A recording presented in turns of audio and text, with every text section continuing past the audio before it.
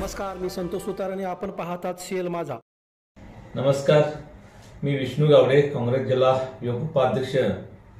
येणाऱ्या लोकसभेसाठी काँग्रेस पक्षाच्या वतीनं आमच्या जिल्ह्याचे काँग्रेस जिल्हाध्यक्ष मान्य श्री बंटी पाटील साहेब यांचा दौरा उद्या गडिंग्लज चंदगड अशा स्वरूपाचा आहे. होणाऱ्या लोकसभेसाठी बूथ टू बूथ साहेबांची उद्या तालुकानिहाय बैठक होईल.